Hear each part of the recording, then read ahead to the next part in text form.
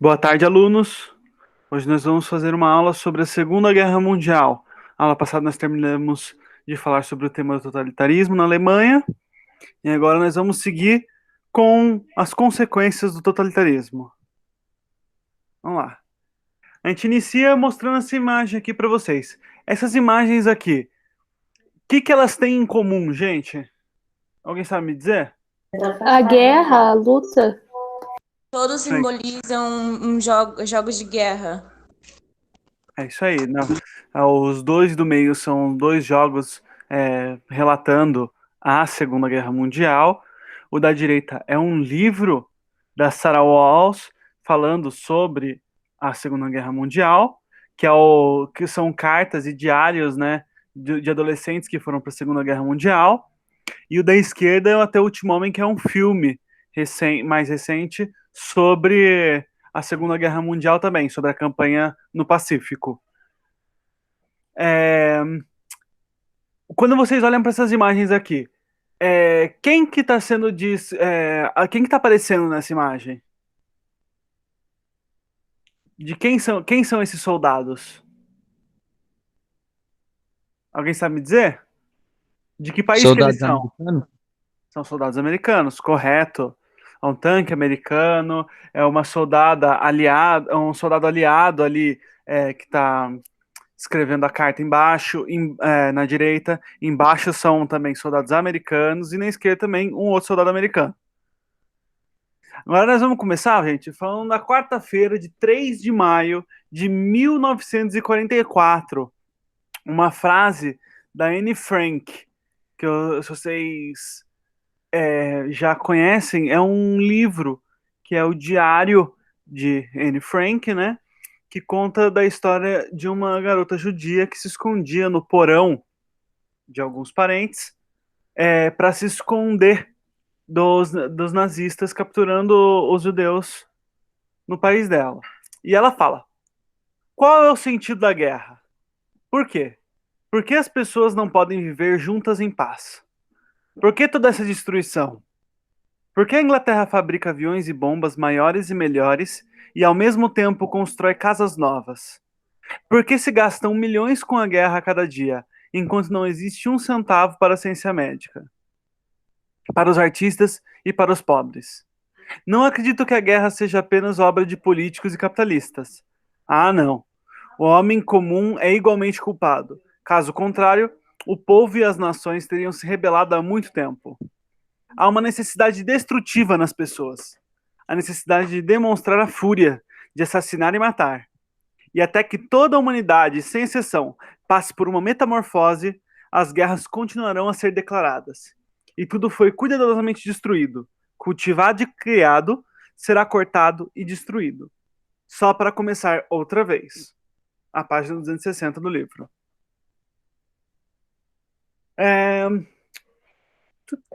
A Segunda Guerra Mundial, né? A gente não tem como falar dela sem falar da primeira. A gente já conversou com ela sobre a Primeira Guerra Mundial em sala de aula, né? A Segunda Guerra Mundial ela aconteceu de 1939 a 1945. E ela é uma guerra mundial porque ela envolveu países de todos os continentes e resultou em milhões de mortes e feridos.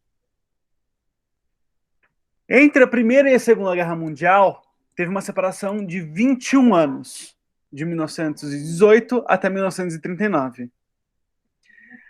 E a Europa continuou, nesses 21 anos, em um momento de tensão e incertezas. Por esse motivo dessas tensões e incertezas, muitos historiadores vão afirmar que a Segunda Guerra e a Primeira Guerra são a mesma guerra. É só uma continuação. Eles tiveram como se fosse um armistício, né? Um período de paz, de cessar de fogo de 21 anos. No cenário europeu, gente, havia graves tensões sociais e políticas que resultavam lá do Tratado de Versalhes, que foi o Tratado de Paz, que está ali na esquerda, feito no Palácio de Versalhes, que acabou culpando a Alemanha por causa da guerra. O tratado ele deu origem a várias nações sem se preocupar com o separamento cultural, e algumas algumas culturas foram literalmente cortadas no meio. Eles separaram elas sem se importar se eles eram aliados, separados, e algumas foram juntadas, não se importando se eles eram aliados ou inimigos também. Os alemães eles ficaram inconformados com as condições que foram impostas para eles no Tratado de Versalhes, né? Além deles terem perdido quase 12% do seu território e as colônias na África, né? Eles acabaram entrando numa crise econômica que piorou ainda mais quando ocorreu a crise de 1929. Quando a gente teve a crise de 1929, a gente já conversou nas aulas passadas que isso deu abertura para os regimes totalitários começarem a perseguir as minorias e os opositores deles, e começaram a fundamentar muito mais o poder deles nos países em questão, né? Na Itália, na Alemanha principalmente. A Itália, a Alemanha e o Japão, eles começaram praticamente o século, e agora estão na metade do século XX, com o desejo de conquistar mais territórios. Eles começaram com um desejo, mas quando chegou nesse período de 1939, eles precisavam dominar novos territórios, porque eles estavam em crises muito grandes. E teve uma grande disputa entre as nações pela conquista de mercados nessa época, e também por investimento. E a Itália, a Alemanha e o Japão, eles não ofereciam muito interesse, principalmente para empresas investir e para as pessoas comprarem os produtos deles, porque eram muito caros, comparados aos outros países que estavam melhor. E também existia o grande temor que as ideias comunistas se espalhassem por todo o continente europeu. Nesse período de entreguerras, houve várias alianças que foram estabelecidas e algumas restabelecidas, né? Tanto a Alemanha, Itália e Japão tinham vários aspectos em comum nisso. Eles eram totalitários e eles tinham esse sonho expansionista. Por isso que foi tão agradável para eles fazerem alianças. Em 1931, o Japão invadiu e ocupou a região da Manchúria, na China. E ele continuou o progresso que eles já tinham começado no final da Primeira Guerra Mundial, da invasão da Rússia, e agora a invasão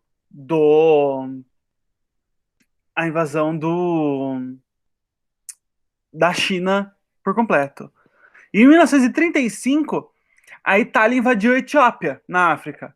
Conquistou a Albânia, na Europa, logo depois. Também mostrando de novo esse sentimento de conquista.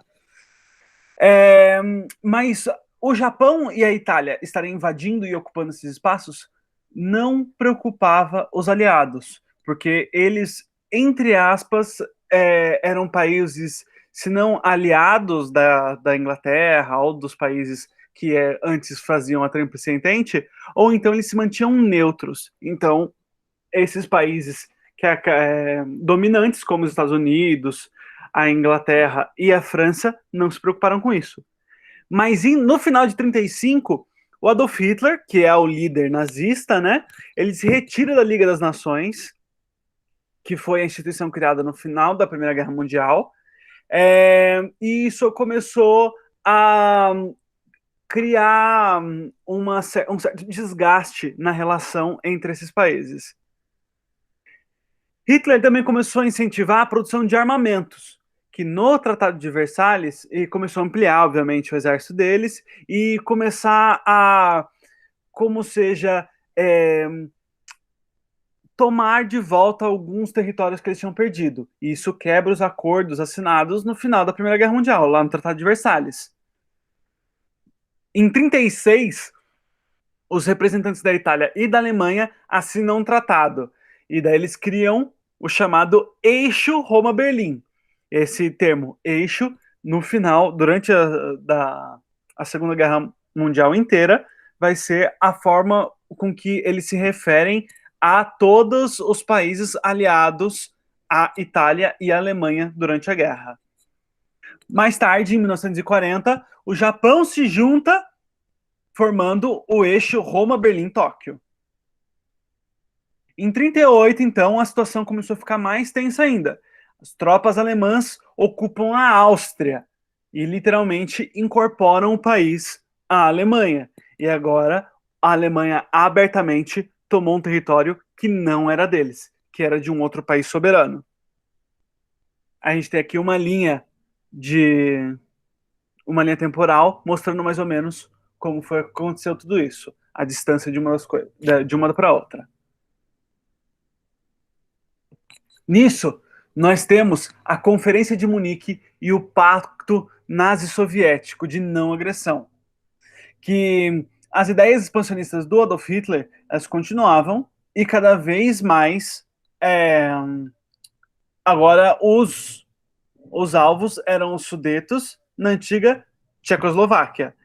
O que ele estava querendo fazer isso? Ele estava começando a expandir, por enquanto, o território dele na Europa. Nessa região viviam cerca de 3 milhões de pessoas falantes da língua alemã. E o governo da Tchecoslováquia, ele resistiu no começo, pedindo auxílio à França. Porque os dois países tinham uma aliança, um com o outro. Mas essa movimentação de tropas deixou a França muito com o pé para trás, porque se a França entrasse em conflito com a Alemanha, podia ser que a guerra se instalasse de novo. E como a França e muitos outros países ali estavam acabando de sair da crise, eles não queriam entrar nesses grandes conflitos, né? E por causa disso, eles acabaram não movimentando as tropas.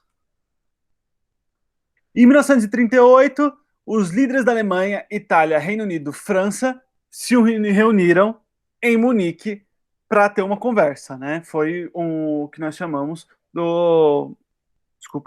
da Conferência de Munique. Nessa reunião, foi imposto aos tchecos que eles deveriam entregar esse território dos Sudetos aos alemães, e o Hitler, recebendo isso, prometeu que ele não ia mais expandir o território deles. E os países estabelecem esse pacto de não agressão, de que eles não iam entrar em guerra um com o outro. Logo depois, o Hitler não se importa com o que está acontecendo, ele invade as outras regiões da Tchecoslováquia, não se importando com o acordo que eles fizeram em Munique. A França e o Reino Unido, que tinham esse sistema de governo de democracia, estabeleceram um pacto de aliança um com o outro, de novo, dando origem ao bloco que eles chamam de aliados, que vai ser a diferenciação dessa guerra. Ao invés de tríplice aliança e tríplice entente, vai ser o eixo e os aliados.